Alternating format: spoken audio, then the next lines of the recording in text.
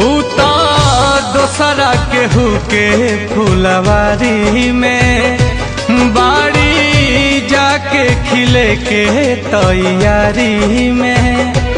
भारत तड़प तड़प के बनी हो भारत तड़प तड़प के बनी हो एह दुनिया में प्यार के जैसन हम ही तो कैले